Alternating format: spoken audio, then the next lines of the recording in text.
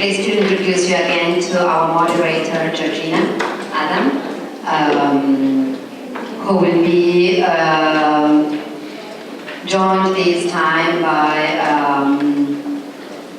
very private collections coming from different contexts. She will introduce you to them, but just personal words to thank very much Fan Yang, Nefkens, and Ramón, Sauma, and Cristián, Aninate for joining us this time in Seoul, from Chile, from Barcelona, and from China, and from London. So Georgina again. This session is titled Ways of Collective Art Today, and we have the pleasure to know about 3 different collective experiences. Thank you, Georgina. Thank you, our speakers. Thank you again to Talking Galleries for hosting us and for the Galleries Association of Korea as well. So I have a very interesting and diverse panel from different horizons, which is going to make it very interesting, I think. So just to introduce briefly our speakers, then we'll have presentations, and then after that we will be discussing all the topics that arise from collecting art today. So on my near right, we have Frank F. Yang. He's the founder and chairman of Frank F. Yang Art and Education Foundation. So he's an art collector and a supporter, but also he's an investor and an entrepreneur. He works in the finance industry, in which he has more than 18 years professional experience. He's now based in Hong Kong, but is of Chinese origin, but has also studied in the United States.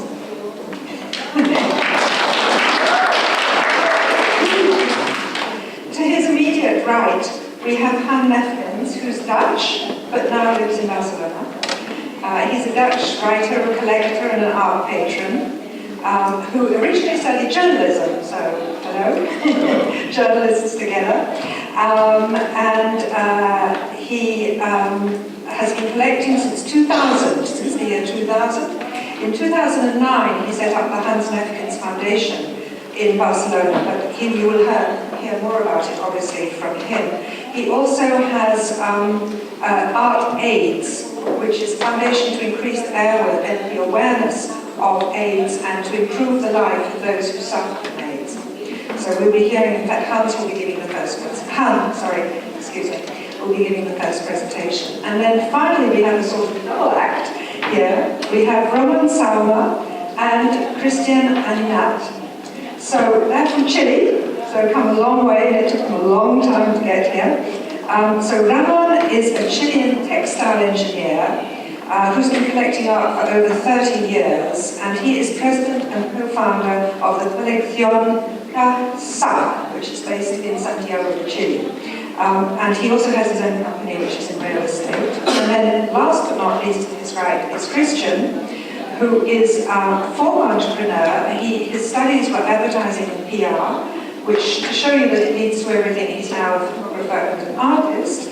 He has a footwear company, and for the last year has been working with Ramón. So what you studied and what you end up doing can be 2 very different things. So I'm going to ask Han to start. We're going in alphabetical order for our presentations. So. Thank you very much, Georgina. Thank you all for being here today. Thank you to inviting me to Art Association.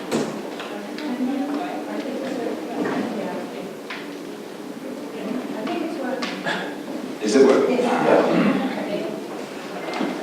Thank you all for being here. In May 1999, I was visiting Paris. It was a wonderful day. I walked outside and I passed along the Musée d'Art de Paris, and I saw an exhibition announced that was called Remake of the Weekend by an artist with a very funny name, and I thought, I'd like to see what an artist with a funny name does. So I went in, and I was absorbed in the universe that Pippi Lopez had created. She projected videos in an apartment, so on kitchen cupboards, sofas, chairs, wallpaper, and And those were videos of herself in water, herself rolling in wet grass, herself in a sort of dreamlike state, and all my senses were tickled by it. It wasn't only visual, but it was also the music that she composed. It was as though I could smell the wet grass, and I could feel the skin of the on mine. And 2.5 hours later, I stood on the streets of Paris. I was a different person. I decided that I wanted to be part of that world, the world of contemporary art. And I also knew right away that I didn't want to collect art to put it in my house or to store it somewhere. I wanted to share what moves me with other people. But how do you do that? And it took me actually a year to find a way to collect that suited my passion.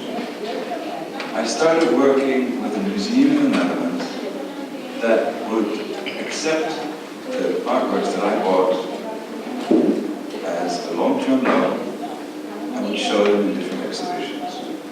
So those years I went to different art fairs, I went to Basel, to Cologne, to Italy, to New York, London, I bought works. But after a couple of years I realized that even artists that are well-known, particularly artists in new media, find it difficult to produce new work, to find financing for that new work. So rather than buying something that's already there, I went together with a museum, the Museum Boijmans van Beuningen in Rotterdam, commissioned work to different artists. Often these were works for specific sites of the museum. And that's where I started to realize how much fun it is to work that way. Just imagine, we would sit around the table, the director of the museum, the curators of the museum, myself, and my curator, and we would see the proposal of an artist who decides that he wants to build a sculpture, a round sculpture, called Apollo. This is Olaf Nicolai, the artist, for the entrance square of the museum. So, if the budget is correct and goes with what we have planned, we go ahead, and that's what we did with this work, which can still be seen at the Museum of the entrance, and it's used by small boys to play football. The idea of being there almost at the beginning, the conception of the artwork, and follow it, really is an additional experience. And one of the things I learned right away was that the way an art project is presented, the proposal, is never the way it's going to end up. It's always going to be different. That's, of course, the creative process. So I branched out.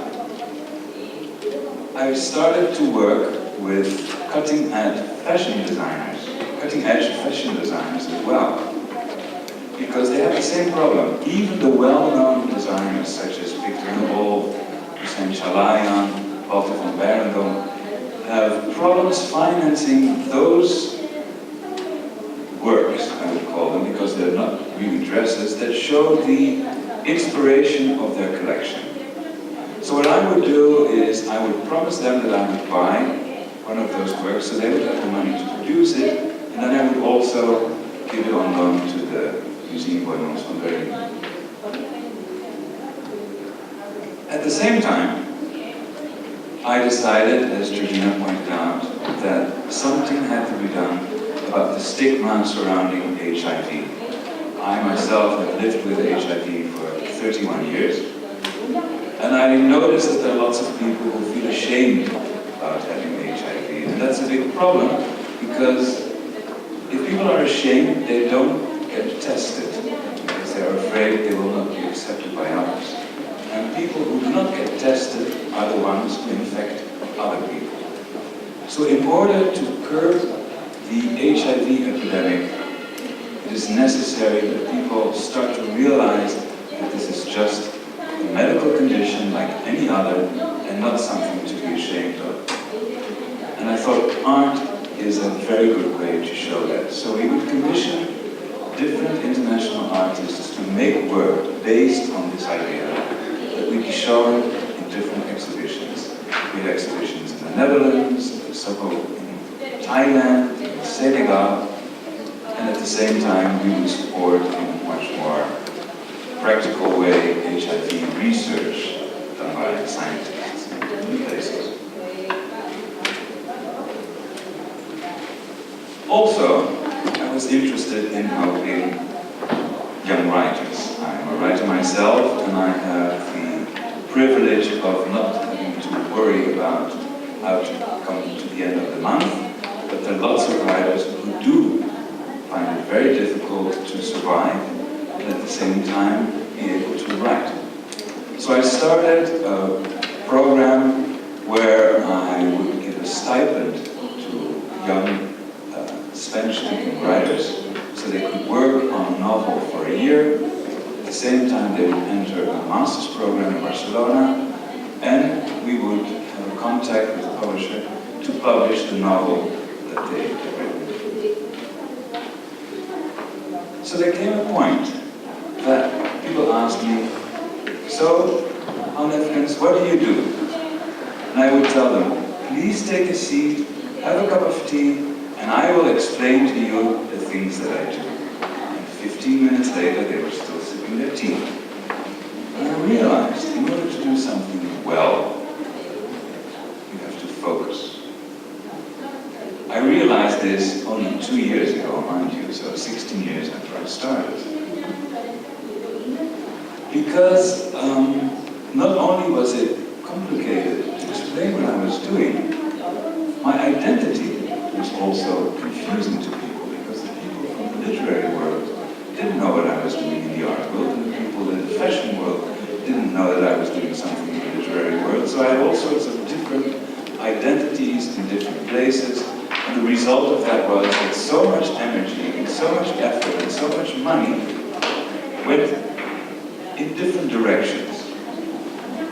I emphasize this because this is something, as I said, I found out recently, and I realized how important it is.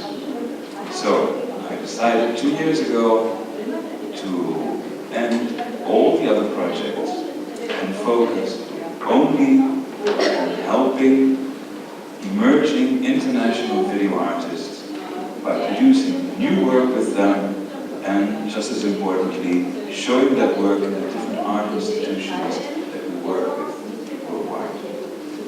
And we developed a system where in all the different areas where we work, we do this through awards. We have an award in Latin America, in Ecuador, we have an award in Madrid with the Arco Art Fair, we have an award with the Loop Art Fair in Barcelona, we have an award with the Miro Foundation in Barcelona, the Tapis Foundation in Barcelona. We will have an award in Ca.Sa in Japan, and we will have an award in Korea. We will talk about that later. So just imagine the excitement that you feel when you get of those 10 scouts, each of them get a chance to present 3 candidates, to have 30 dossiers of artists that mostly we've never heard about. So this is just sort of an art lover's heaven, you know, to have 30 different artists, know about their work, see the videos, and then make a short list to see who is going to win. We have an international jury that chooses the winner of the award. And we do that because we want to get as many people as possible involved in our project. Because what we want to do is show the video that's being produced in as many places as possible. So if I invite the director of the museum to be part of the jury, the decision is partly his or her decision. So that director is more inclined to show the video than if it were something that were chosen by somebody else. really does work that way. I'm very excited to be here in Korea because we've worked with Korean artists before. We've worked with two very good, excuse me, Korean video artists that we invited for a residency in Barcelona. And wonderful works came out of that were shown in Ecuador and in China, and we hope to show in different places. And I saw these Korean videos, and I met these artists, and I thought, this is so interesting. It's a completely different culture, but it's a culture where people are very well educated, where people are interested in what's going on in the rest of the world, and the artists I've met were open to know things. So we wanted to do a project here in Korea. And we produced a work by a young video artist called Ichon Kim that's being shown at the Gwangju Biennale now. So just imagine, for somebody from Holland living in Spain to be, in a way, also in Korea, helping artists here participating. That's a very enriching and a very special experience. And the collaboration that we're going to have with the Seoul Book Museum is going to be the same. We're going to have a choice of different candidates, so we're going to see more videos of Korean artists, and then we're going to select the one that with the international jury decides is the best. So the good thing is that I will be back in Korea several times. I've been given carte blanche by Georgina to talk, but I don't know how it's for you, Georgina, if you talk about your dog or your kids, you could go on forever and ever. So I could easily go on forever and ever. But it is a little bit, I feel a little bit like somebody who has discovered something new, and this is this focus. And this is something I want to stress. How important it is to know what you want to do and to develop a strategy to go there. And at the same time, this may sound like a contradiction, but I know Asians are very comfortable living with contradictions. You have to be very focused. At the same time, you have to be very flexible, because something can come along the way that's completely different, and you may decide you want to go that way. The other thing I want to emphasize, and then I will stop, is the pleasure of what I do. I meet this wonderful artists, wonderful curators. I am able to connect people with each other, and if I weren't doing that, I wouldn't be here with all of you today. So I'm a happy person. Thank you so much.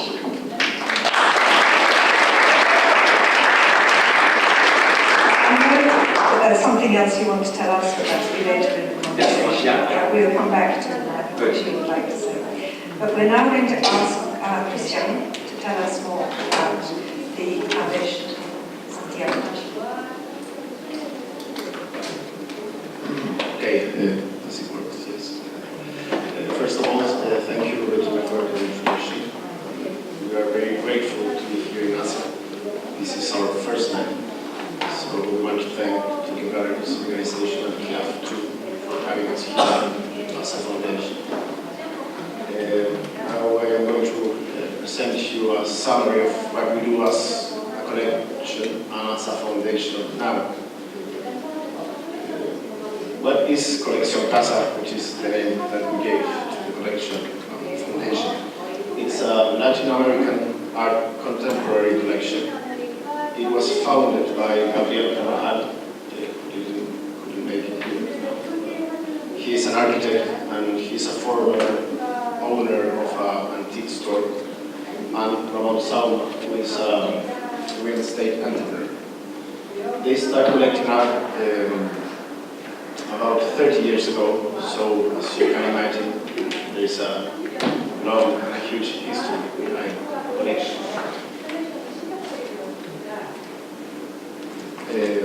Well, as I told, they started collecting art 30 years ago, and it started through passion, as many collectors do. But in this case, started between a mix of antiques and contemporary. Most of the collection is about Chilean artists. Now we have 280 artists, which of them 220 are Chileans, and the other 60 are a mix between Argentinians, Cubans, Colombians, and Peruvians. We like to mix emerging with consecrated ones. We are very focused on collecting emerging artists. So most of the people who visit the collection, and we think it too, this is a very transverse and a fresh collection. It has a lot of colors. We collect a lot of different movements. We have a lot of geometric Chilean art, which is a very important collection that we have.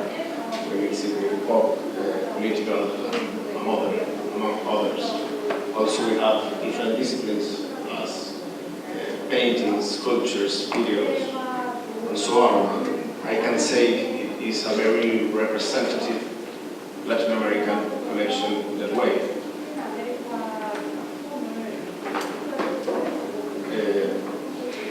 How we buy art and the purchases, first I think we do it in 3 different ways. The first one, we visit a lot of art fairs, worldwide, but the most important ones are the Latin American ones, which we collect. I can name, of course, Chaco, which is the art fair in Chile and Santiago, also Ca.Sa, Buenos Aires, Lima, in Peru, and Artico in Bogotá. Also we go to Ca.Sa, many other more. The second way, we buy a lot, also from galleries too. Of course, Latin American ones, most of them Chile, obviously. And the third way, and the most important way for us, is to do studio visits.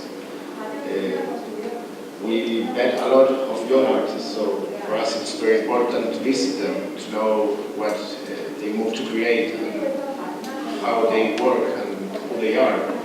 We have a very close relationship with many of them, so it's very important. And also it's important to say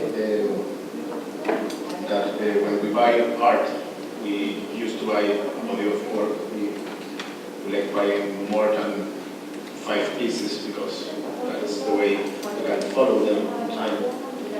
And as a collection, we love to grow with them. We think that the most important investment return for us is to see them grow, to see them succeed and validate with the market. So it's important to say also that we don't sell anything. It's 110% philanthropic collection foundation.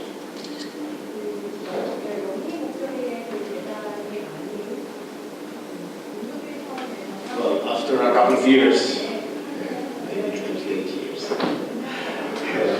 Ca.Sa was born.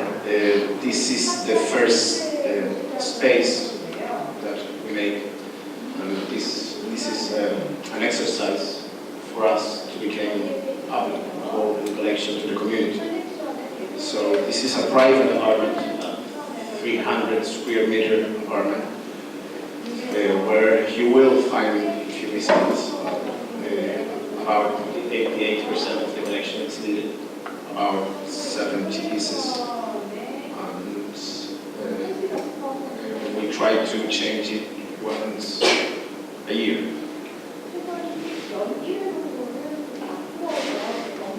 We opened it, the year is longer, but we opened it on 2016. This is not a huge number, but for us it was important. We received more than 700 people. We work through different visits, 2 per month, and we make open calls through social media or through our contacts. by an appointment, we make a list and we receive people personally. We explain the collection and we receive their personally. And this space have the unique thing that offers a very different experience with art. It's like visiting Ramon's and Gabriel's home, so we think that it's very special because we can explain and build a bridge with the people who visit us in a very close way. We are looking forward for the community to enjoy art more than giving names or learning different art. It's final accomplishment is to enjoy it with us. So 1 year ago, we created finally the Foundation Ca.Sa.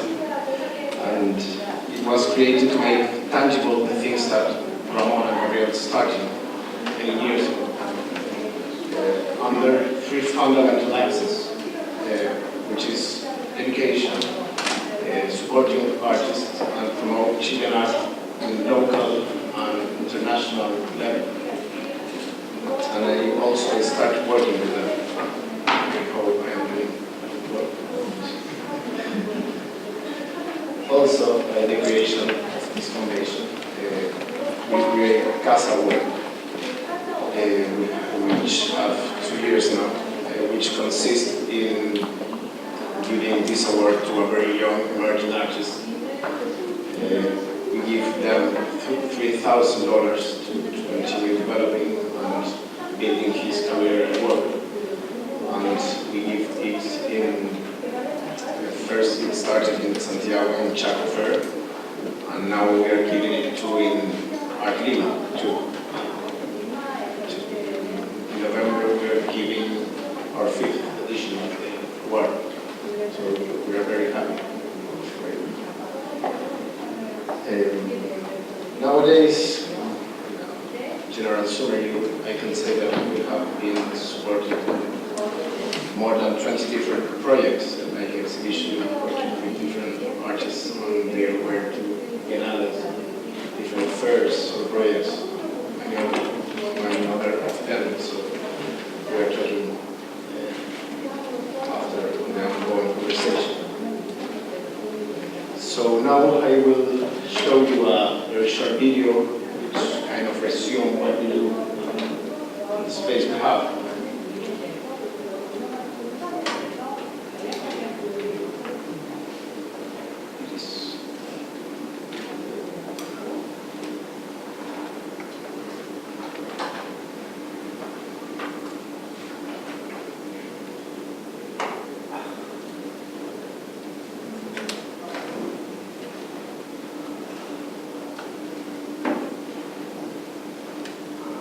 Celebrar el arte nos hace bien. Galería Única.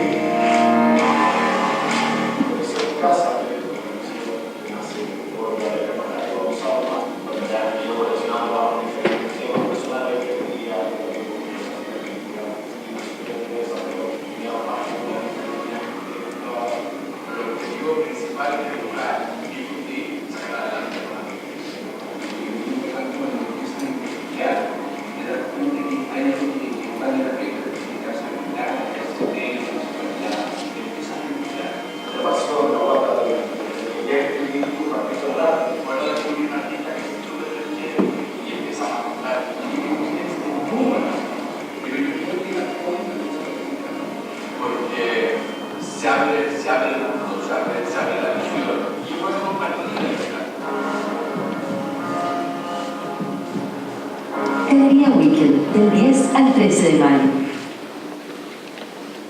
So that's our introduction. I hope it's clear. We'll come back to many of the topics and themes. I'm now going to pass to Frank, who is going to present his.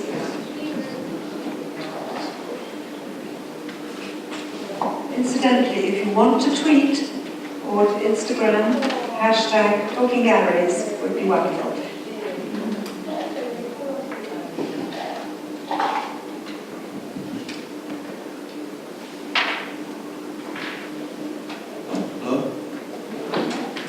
So, ladies and gentlemen, good afternoon. So, thank you so much for inviting for this sharing. This gentleman, wonderful sharing, talk about how to plan today. Maybe, we have been talking for a while. Maybe I can throw the first question to our Jerry, but also to the audience. How many of you heard of Shenzhen in China? Can you raise your hand? Yeah, have you ever been or visit Shenzhen, China?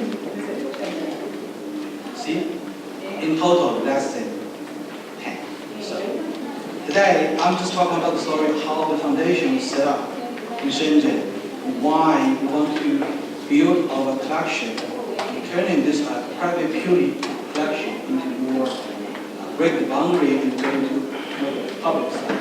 I think just today we're talking about collection.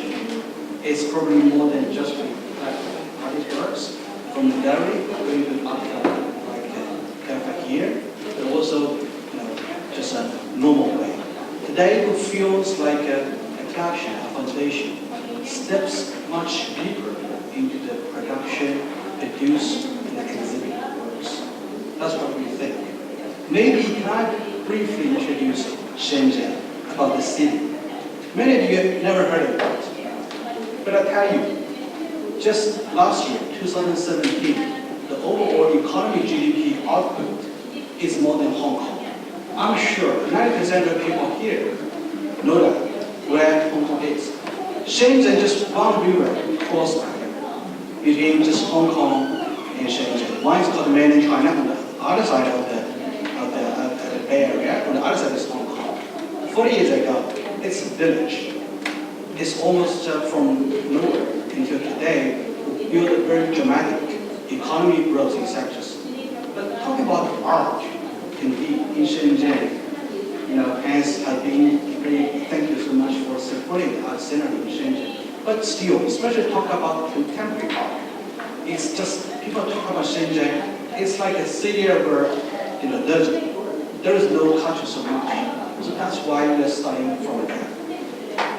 Talking about myself, actually, I've been collecting much less than these 2 years. It's about a little less than 10 years. Even the foundation, Franklin Art and Education Foundation, is like slightly more than 3 years. First set up in Hong Kong, which I have been working for 9 years. When I moved back to Shenzhen as the major order, I further set up another local foundation in Shenzhen. So exactly, we emphasize the name of the foundation, Aninate Education. Because indeed, in Shenzhen, not so much about contemporary art education. So the purpose and mission of the foundation is we try not only for collection, but research, promotion art exchange programs. So between not only China, but Hong Kong, and Asia, and also international programs, which we're going to cover. So we're going to introduce 3 parts. How we starting from a purely private collection, and then we begin to founding 3 spaces in 3 years' time, from Shenzhen until going to Shanghai. The second, we talk about some of our exhibition programs, how we supporting some kind of local international artists for their projects and exhibitions. Lastly, we share very briefly some other kind of public programs. You can see that. The first one is very clear. It's the show is about a local artist called Mr. Yang Chun. It's like a contemporary ink art, which might be somehow familiar with the Korean artists here. Also used it. And this is exactly the floor of my own residence. So this is the space we're starting from a more intimate relationship among friends who visit us by appointment, etc. So we open Saturday and Sunday. So this is starting. Then we're going to open a new office in Shanghai. By the time 3 years ago, after working for around 10 years for other people, our company, I started my own business. By the time we set up the company, I think it's quite spacious, about 600 square meters. We have very few people for investment. So what should we do? This is a common idea why we call the second space. It's called U space. U means you and me. In Chinese meaning, in pronunciation means you have a space, you own a space. Because in Shenzhen it's so absent. from those kind of contemporary art space. So we decided to show. We just maybe use 1/3 of the space for our own business, but 2/3 of the space used for supporting art and projects. So you could see that this is just a corner of our office areas. And this was like on-spot work, which used to be by a local artist, like a performance there. That's what we do. So the idea was, by the time I was thinking, collection is not just really, in Chinese saying, when collection translate means you collect and hide. You know what I mean? So, 收藏 in Chinese meaning you collect, you hid it somewhere in the warehouse or somewhere you put it in the cupboard. So, but I really want to share, just like this gentleman said. So, the first show, what we did is actually more about a collection show. And later on, all of the shows and programs in one function, every show is a curated program. So this is starting. We are beginning to practice. We share art with our community, with visitors, with friends, with anybody who just walk in the door and you can put your leg and you can prepare. So we make this kind of begin to break the boundary of private into the public side. Just last year, exactly just like a little bit close to the period, at westbound period in Shanghai, on our footprint further goes to Shanghai, we decide, okay, so similar idea, we really need only 1 floor for all of this, but we luckily have a 5-floor whole building, which is used to be a villa in the previous French colonial zone, which is very nice French style area. So we use the ground floor and the whole garden for showing some kind of art project. So that's just like a short summary in 3 years' time, how we began from the collection, begin to share with the local audience, and further we extension to more projects in the new space and the open Shanghai space. What we could see was that this is like a concept, this is the first show of the moments of sensationalism and piety. So which is very peculiar, the 2 moments, because the space exactly, which was around 10 years ago, that was the internship at one of the factory space here, which used to belong to a Japanese company called Seoul. It's a mobile company. But it was 20 years later, I get ready the space and use it for business and also use it for art exhibition. So we have a curator, Mr. Paul Chundong, emerging curator, who curated the first collection show. And later on, we have been for the 3 years, we have already have more than 10 exhibitions in the street spaces, but also more than 10 public programs. So we build a circle, which is hopefully could be, sustainable. It's just from commission work, which is conjunction together with our collection, and we make new exhibitions. So today, what we are thinking is just exactly Hans and Cristián has talking about.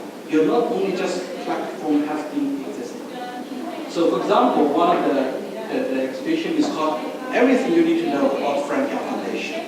So other than some kind of international and local artist artworks, we invited the 3 hosting artists like Nikki and others too.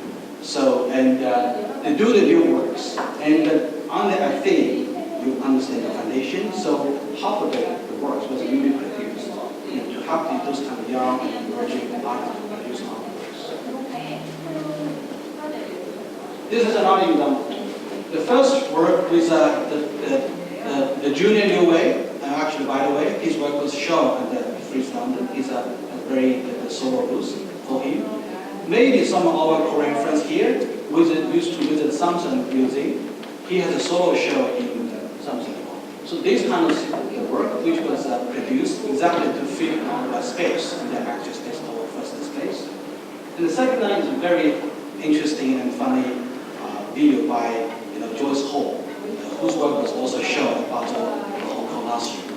So the names talk about everything you need to know about the foundation, because when we introduce, it's a little bit shy, especially for the Asian audience. What are you doing? You have a mission, etc. We don't talk those kind of philosophies so much.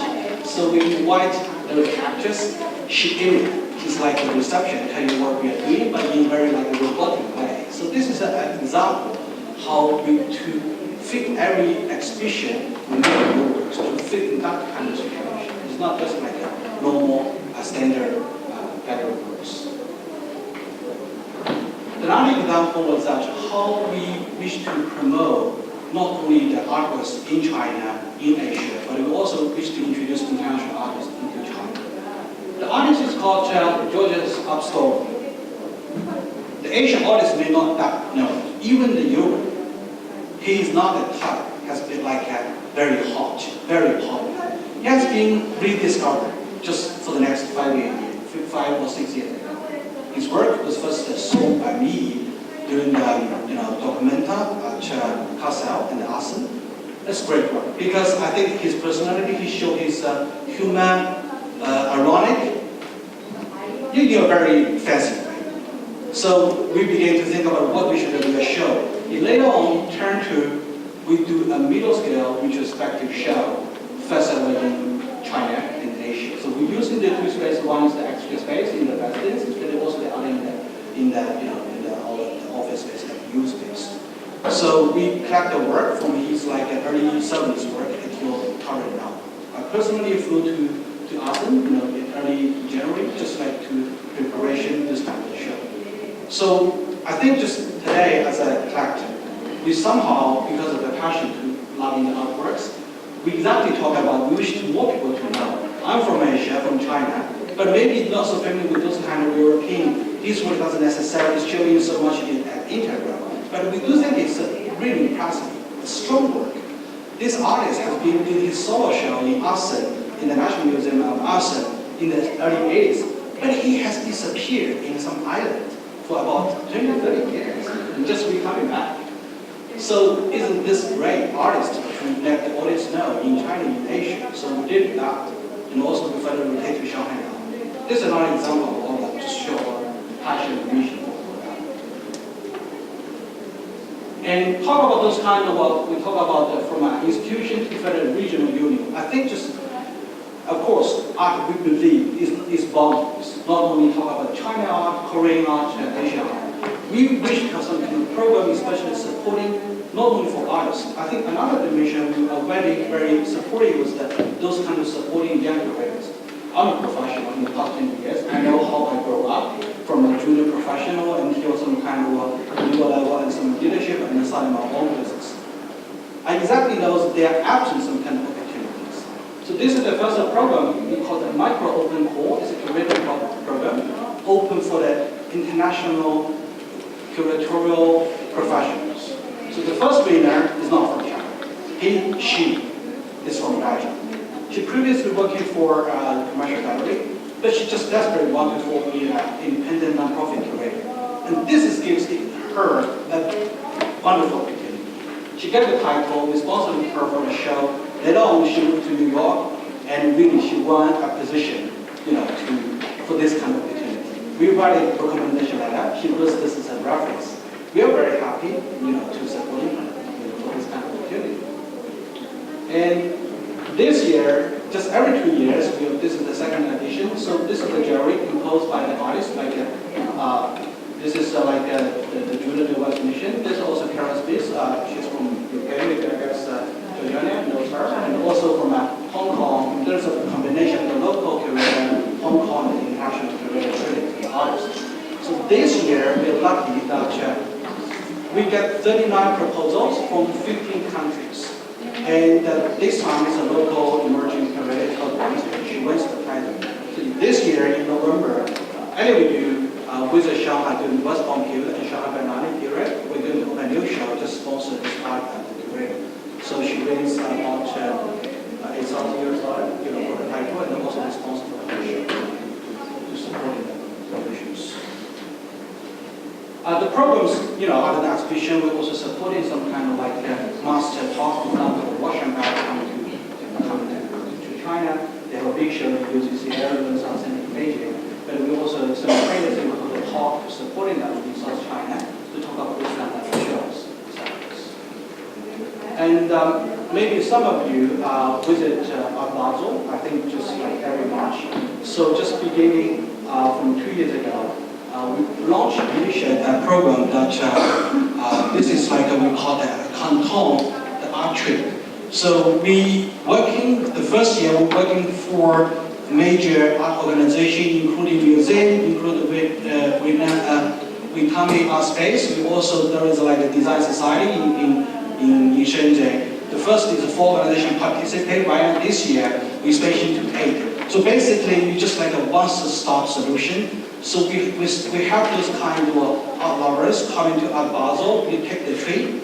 I mean, all of the logistic accommodation, you will be taken care. So you have a chance to visit the major art institutions in the Canton Art Trip to supporting, the exchange between the East and West, different kind of local and Western audience to see and understanding the art, especially South China. So these kind of examples, we are not only from a private collection until we build into a further public programs, and we further initiate working with other kind of organizations, including CAT, Times Museum, and other kind of, we call right now, which is very hot things called the Big Bay Area. So we have this year we are going to have a union with 8 organizations, further expansion to 32 other organizations who want to join as a group, working together. Maybe 1 year, 2 years, you probably come to Shenzhen and come one talk to join the art weekend in Shenzhen time. So that's pretty much what I'm sharing here. So maybe lastly, I'm going to just a very brief video, just let understand what's the fun we see in art and the sharing and the passion for loving art.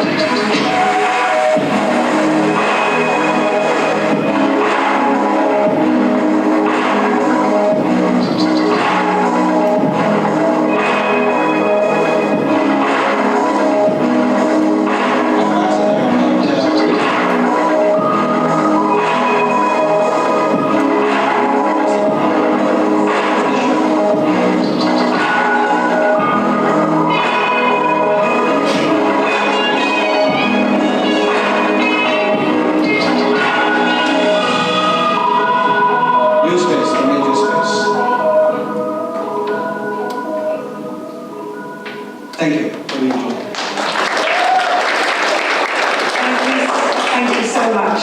So, we have so many topics to discuss, I really don't even know how to begin. But I think one of the things that really emerges is sharing. This is the most important thing we've heard. And we haven't yet heard from Ramón about your plans to share with the Guggenheim Museum, which hasn't been mentioned. So perhaps you could tell us a little bit about that first.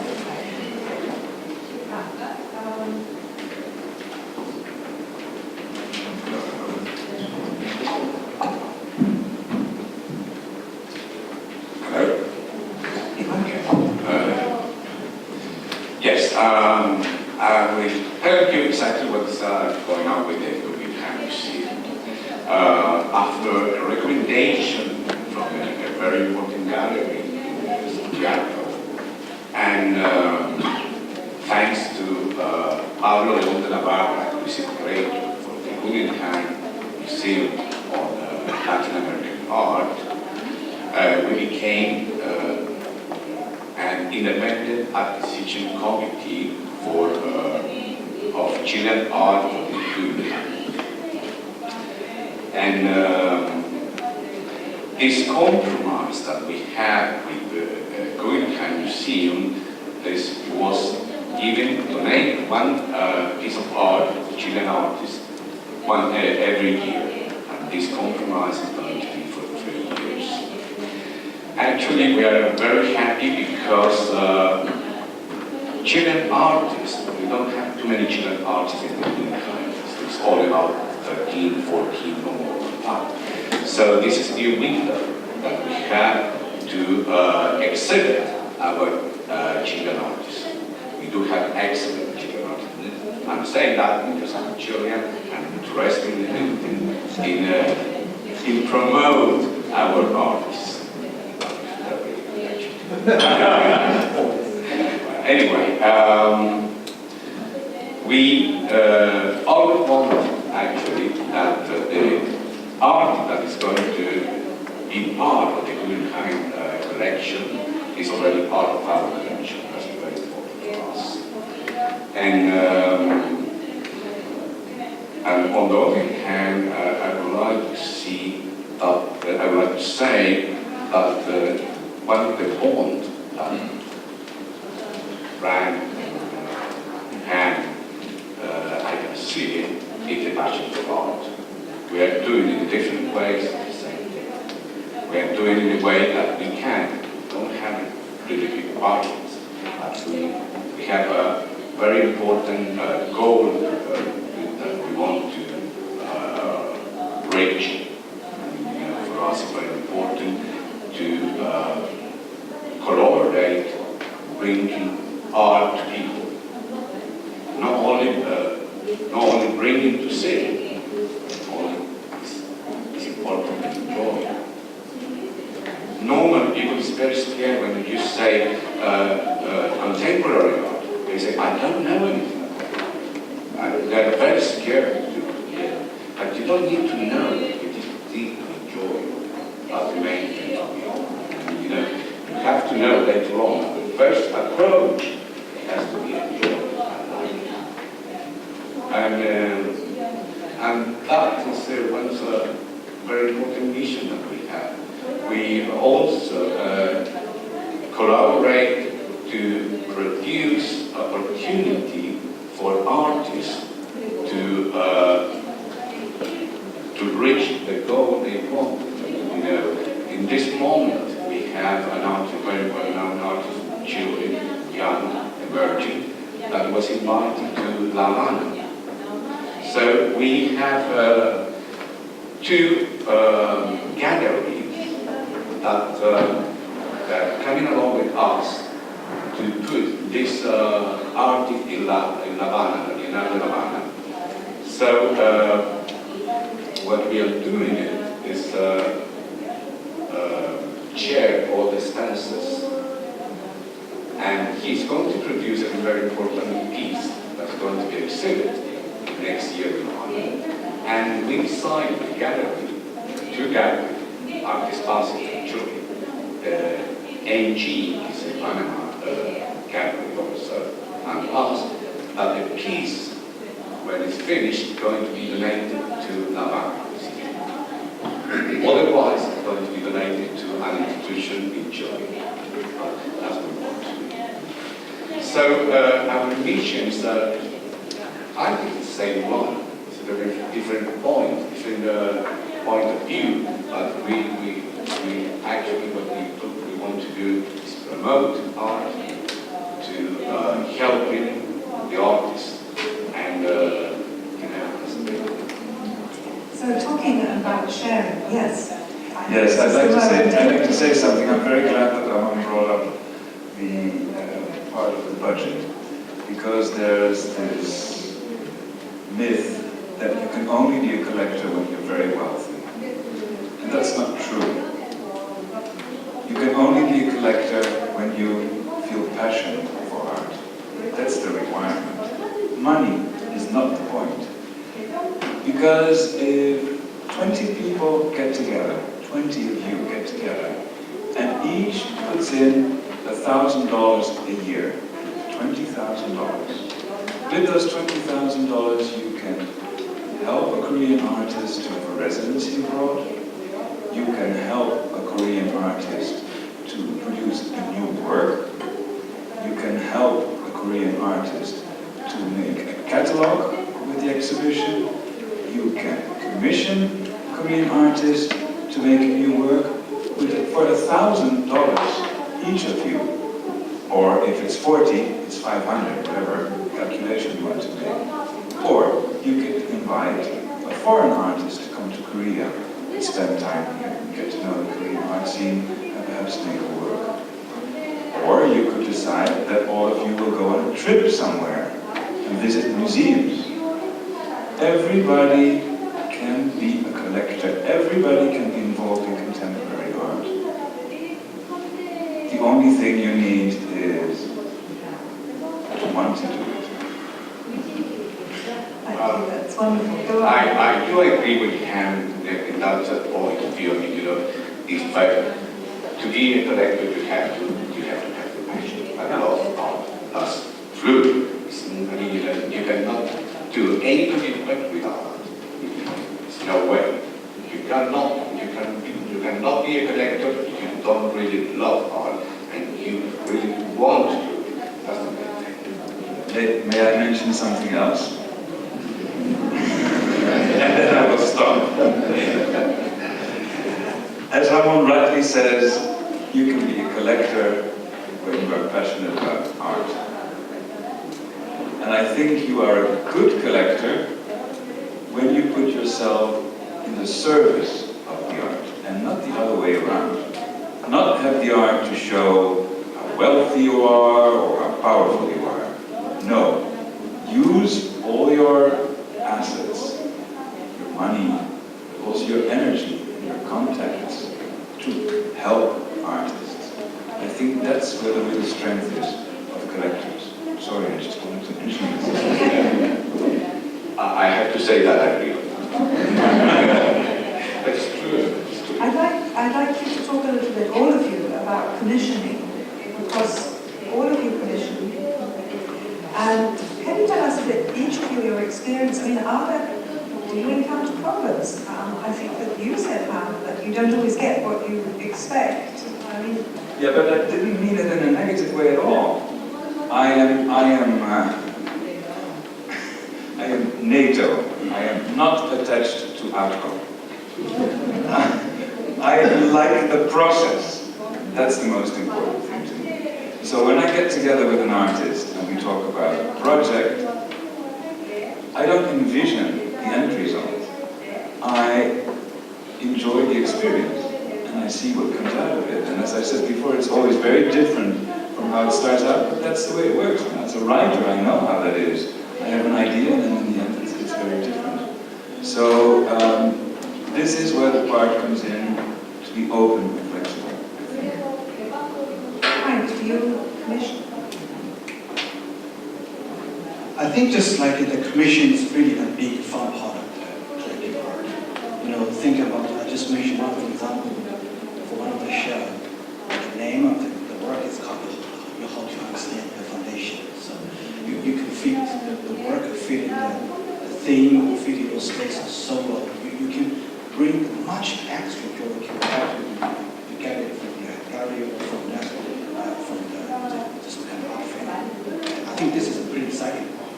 But I think just things you always just have different kind of aspect, right? So, but on the first beginning, I think just be a kind of a cautious way. We want to build some principles.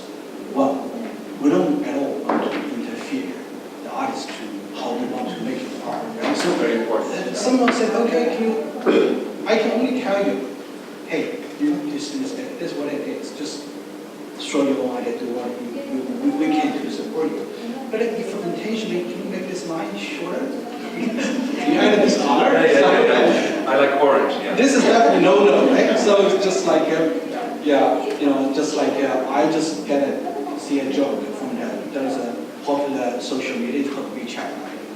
One of the artists showed just like a post on the WeChat. One of the lady talked to the artist said, can you paint me more slim? I think this is one of the examples, just like about it. So this is one principle from our side. So yeah, But on the other side, I think just the way you wish to, you don't want to let things lose control. So we usually unlike the team that we will, either sometimes together with the curator or sometimes directly with the artist. We will, on the first hand, talk about what's the time frame. If this is for a show, definitely there's any time always. And what's the budget, right? Exactly, just to make things clear. So, it's always, I mean, art is something created for a very critical thinking, fun, enjoy. But if things lose control, it might unhappy to both sides as well. So, but I think so far we are so good. And on the first beginning, we are learning and discussing how to make the process smooth.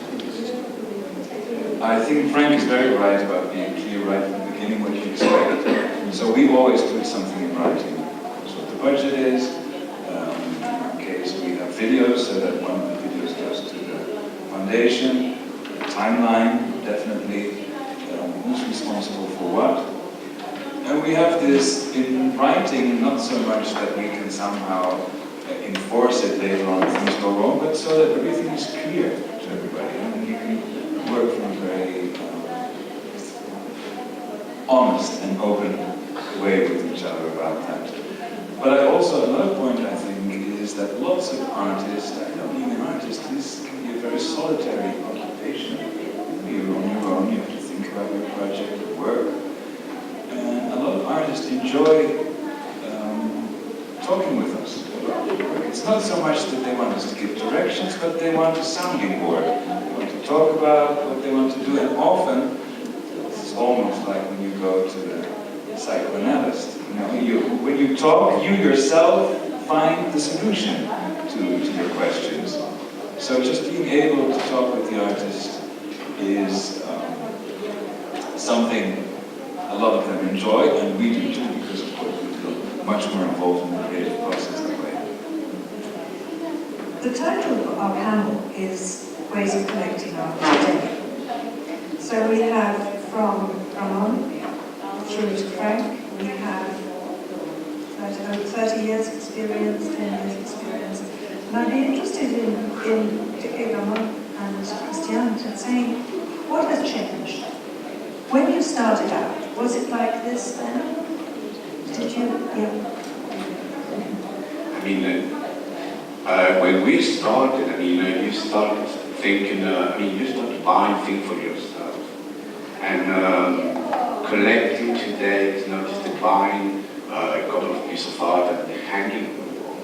Collecting today has much more to do with passion, a way of living, a way you have to have dedication, you have to have compromise. You have to live day by day art. That's really the main thing. It's not just something that buy and collect it and put it in the warehouse. Today it's important to be very well informed. The trend, the art, the evolution.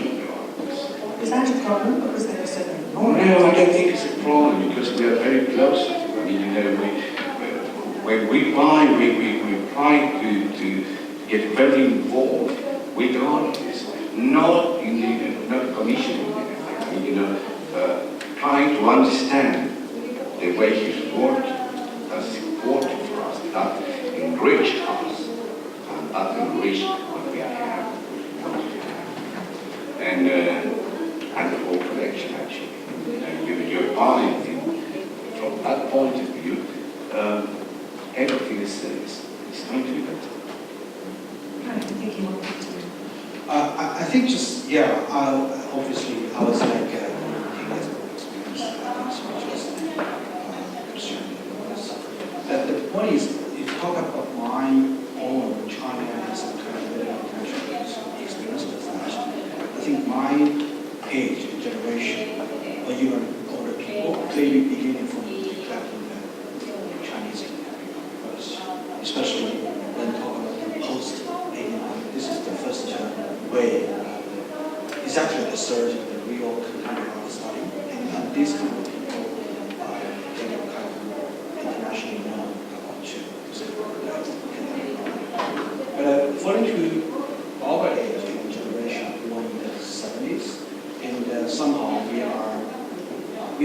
studying and working in China, Hong Kong for a long time, and then somehow, us the market as well. So we begin to look both sides, just like China and Asia, and also those kind of international. But talk about Shenzhen, I just mentioned a little bit.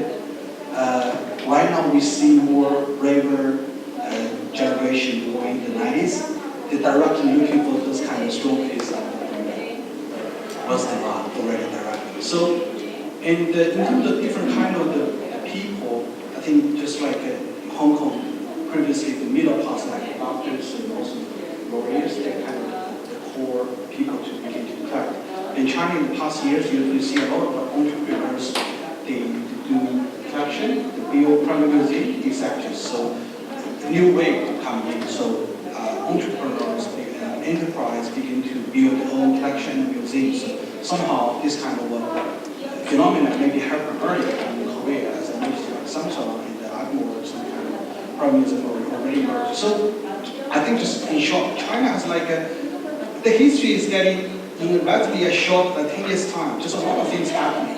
Something, there is a traditional things going on, collecting traditional art, but also some kind of looking to the West that makes different kind of generations. So I think what's changed in the last 18 years since I've started collecting is what has changed the world, and that's the internet, of course. And through the internet, we are much more aware of what's going on in the rest of the world. I can look up Korean artists from my home in Barcelona. I can see what artists in Ecuador are doing, and we can work in a very efficient way. I don't think we would have had talking galleries if there were no internet. It would be very, very difficult to organize that. And because of the efficient way we can communicate now, through internet, WhatsApps, email, we are much more interconnected as the world. We're much less isolated, and information is much more freely available. And what I've noticed with young people is that young people are much more generous in sharing information.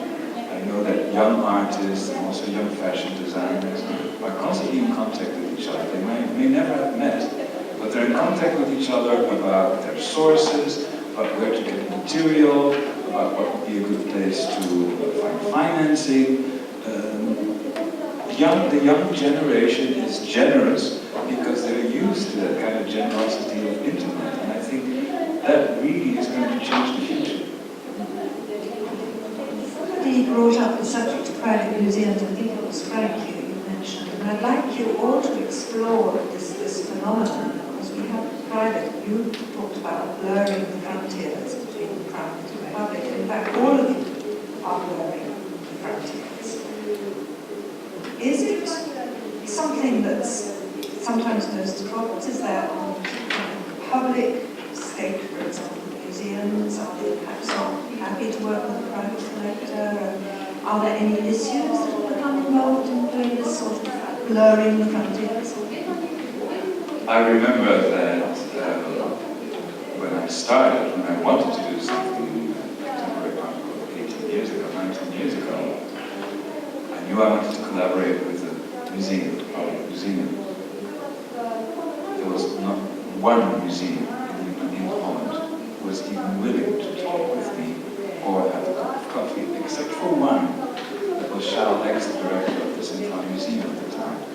And I'm still working with him. And there are lots of directors now who feel very sorry about the decision at the time. But, and they would not do that again now, so things have changed. I think in our case in Chile, lectors were not very open to lend piece of art. Some time ago, no time ago actually, the lectors are much more open to lend and to collaborate with this public museum. And I think that's going to change. Now we are open, we want to, and we want to find a way to do it better. Because if we do it better, there's a lot more people is going to visit public, and when they have it, they see it. So that's very important. People will enjoy a lot more than they have it in the celebrating things. So collaboration, I think, is the magic word. Can I say something? In that case, it depends a lot of where we belong. We work in a small town compared to you, but so I think nowadays we, as collectors, we have a huge role, and it depends on us, on how we facilitate opportunities and how we open spaces and how we build something. In Santiago, mostly in Chile, the spaces are small, the opportunities are none, so I think it depends on how you assume your role and how active you get through different opportunities and how you connect each other in the scene. I think that nowadays for us is the most important thing. I would like to share the China part is actually a two layers different kind of system. The first one is the purely government public funded museum. The second, talk a little bit about private museum. And lastly, we have a nice comparison of these recommendations. So very briefly, like those kind of the purely public funded museum, they are more following the tradition works. And this is like it seems like a different kind of system. It's senior officials, they have different kind of particularly level hierarchy to show art and celebrity art purely funded. So that's why it doesn't so much real interaction with those kind of what we think is going to happen. This, I have to say, just before we have the talk today, I was yesterday at the same so I think which is very nice. So in that point of view, I think those kind of government funded museum either in Beijing or in Aninate is not that exciting, I have to say. The second, I think just like it is in the past years, a lot of those kind of, I would say mostly private company funded museum. The longer like there is a museum, they funded two actually, one in Beijing, one in Shanghai. And the other kind of they already begin to merge. They have kind of more standard system, have a curator, they have like a regular program to show art working with kind of international artists and artists, which is much better. But lastly, I think what has been absent was that I think other than us, there are maybe just one or two of those kind of private foundations are willing to support those kind of things. So I think just the concept that right now we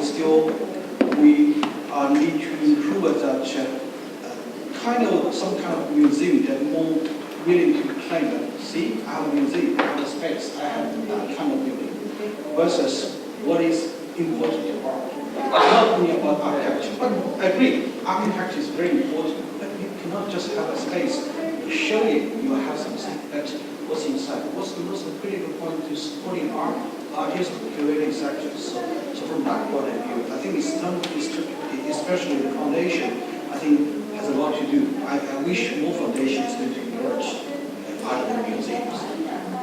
How do you judge the success of your initiatives or any of you? I mean, that's a very difficult thing to quantify, isn't it? The number of people who come. Yeah, just like we are, the foundation. What we discussed just during the meeting. What I enjoy really something maybe between the purely private and the public. For the public, talk about governance, public image, etc., etc. So you actually have so many limitations you need to consider when you do one thing. But as like a private foundation, or willing to support the public, we have more flexibility in that. So we don't have a strict definition for what is called success. For example, someone can say how many people come in or how much public funding or supporting from other external parties. They have someone to do that. So we come back to the original. What we are really makes sense, I'm happy that we are worth to taking effort, not only money, to do that. For example, introducing international artists in China, we're supporting young projects. I think that kind of be very easy, at least from our heart. Are you willing to do that? I have all the efforts, the process you're willing to do. Yeah, this we have worked in a standard to evaluate that. Yes, first of all, I'm not such a fan of the word success because it is very normative.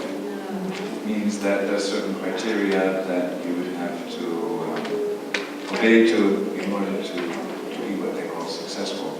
I think you have to see things much more in the long term, really. And so satisfaction is a word I would much rather use than success.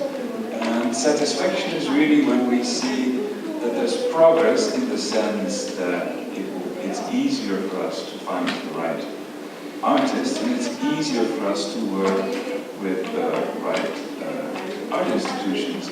And when I look at the last 10 years, when we were starting, we were very happy if an art institution was willing to work with us.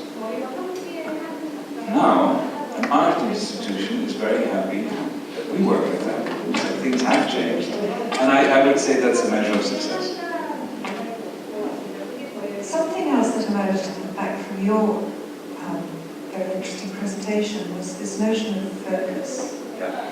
And I think that this is more advice for young collectors, those who are starting out.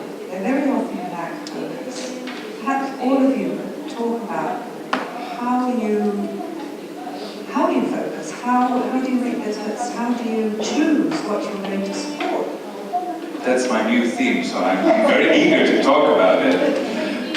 In short, focus means saying no to practically everything you encounter along your way. You have so many opportunities, you have so many distractions.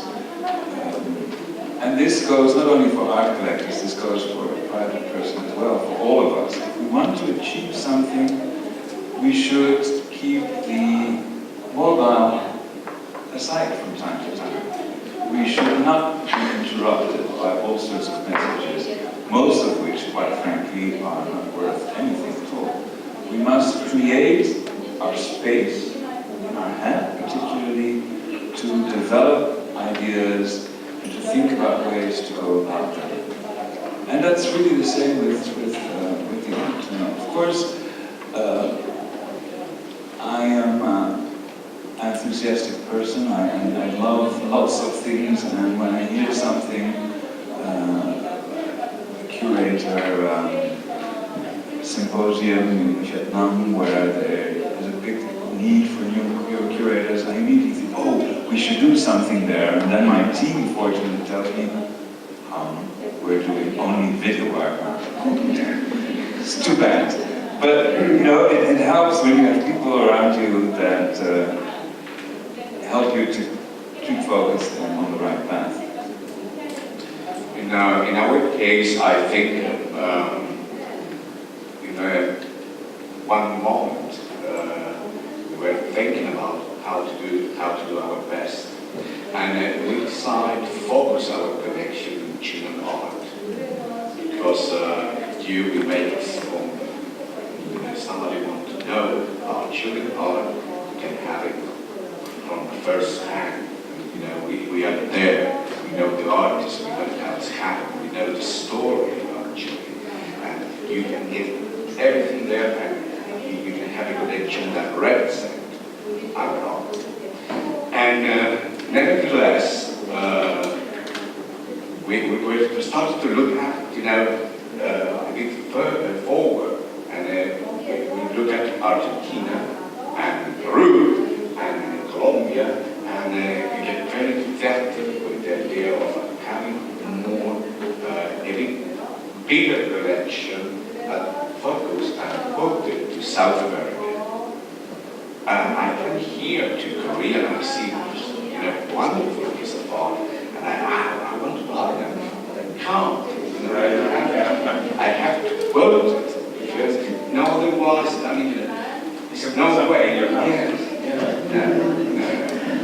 I wouldn't. No, I keep buying, and we keep buying under those laws. It makes a better collection, doesn't it? Pardon? It makes a better collection. Because then you said, I think Cristián said, you collect in depth. Yes. So you can't do that if you buy it's awesome. I mean, you know, otherwise, I mean, if I try to buy Korean art, I have to buy the best Korean art. That's what I want. But I can't do it. I mean, you know, I can't go through the world buying things. You know. And but we're very happy with what we were doing. Not only collecting what we had, the collection has and goal and educate people. That's very important to do art. Helping the artist. You know, normally, surely, not everywhere, when artists start, they have a lot of problems. You know, they have, sometimes they don't have even money to pay the rent. So that's why we created the award. And you know what happened? It was very funny. So the first award that I have seen now in Chile was in this Argentina, where I was judge. I was, you know, I have to be a judge of that part. The young people, emerging artists in Buenos Aires. And the lady, woman, she started to crying and crying and crying, and I always happens. But after that she says, well, you don't know how happy I am. Because with this money I could pay my rent. And that, you know, made you feel, you know, that type of thing moved you to do things about art, to try to help people. It's not important, Ca.Sa. Ca.Sa is me. It's not the name. One day I will go, and I want that Ca.Sa continues with that mission. Yes, no, I was thinking in that case when you talk about success, mixing it with focusing, I think I agree with Hannah. I don't like the word success. I think the word must be validation. When you focus on something, you get validation through the scene. So for us now as a foundation that we are collecting Latin American and supporting Latin American artists, our validation as that. So many people want to work with us, the artists want to belong to our collection. So success for us is validation. I think just philosophy-wise, I can't agree more with answer in terms of focus. But obviously, we choose the art of humanity and the people. And we, as a relatively young foundation, what we wish to do, we're always thinking, when I do this and that, can we add on that? You know, right now, being an artist, there's a lot of art professionals, they're busy. The work is not that absolute bad. But what you do, what it can really help him or her to grow career or to really help grow society. So that's why we can only narrow this up kind of happen. So other than just like art itself, I think supporting those kind of emerging young curators is one of our key things as well. So that's why for each of the show, we always have a curator to curate the show. So we very seriously to organize the show in terms of essay, research, grants, and exhibition to try to give an opportunity. One thing I feel is really just like very impressive was that when we did the first micro open call, I obviously see some of the Chinese curators, the young curators, their proposal in terms of depth, in terms of focus, in terms of completeness, quite some distance to those kind of work from Japan, from the Western, some kind of countries, curators. And after that, I think, why it's like this? Because we think they're kind of absent those kind of systematic training. So we follow on, do this kind of curation seminar. It's like 3 or 4 days, full day, we sponsor them together, some international local curator, help them to how to make a really good proposal, which is executable and the idea-wise makes sense, and also you can work with the artists and also project sectors. So that's why we think we can edit better, fill some kind of gaps. That's why we wish to, as a foundation, have the flexibility. I'm there to talk about curation, of course.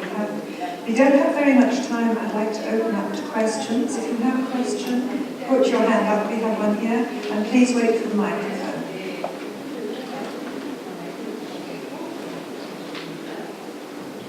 Thank you for a great panel discussion. I was just curious to know the flip side of collecting, which is decommissioning works.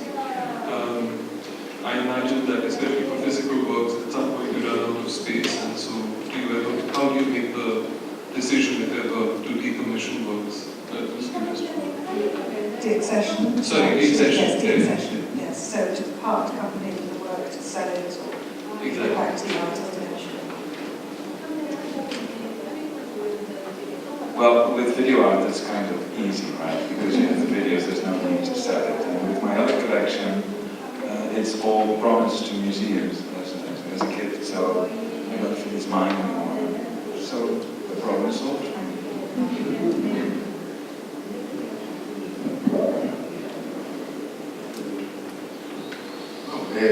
We don't commission a lot of work, so a couple of work we are working now, they are not for selling at last, so we will donate them too. So I think we have the problem solved in that way. Right. So, and there's another question here.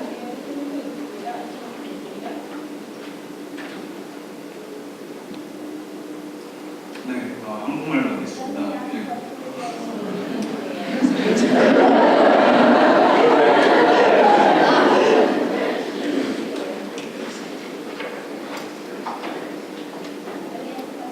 오늘 공유와 예술가 지지하는 얘기를 많이 해주셨는데, 제 콜렉터에게는 그 아름다움에 대한 개인의 생각, 수집에 대한 욕구가 좀 중요하다고 생각합니다.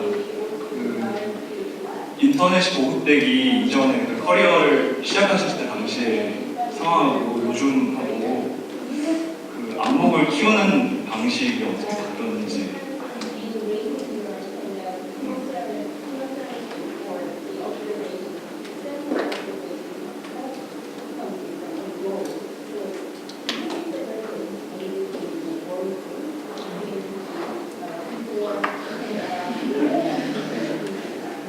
Well, as you can notice, English is a little bit longer than that.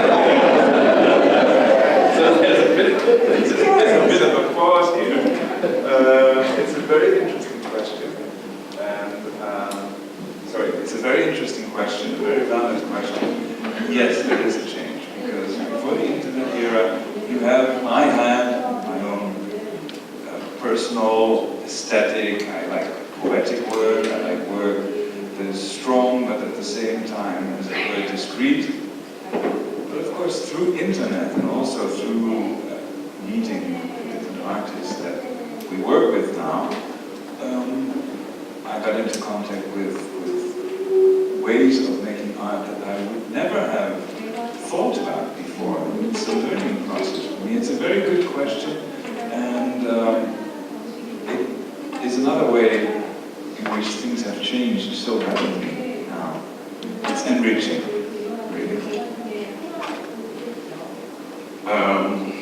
Yes, I think it has changed, definitely.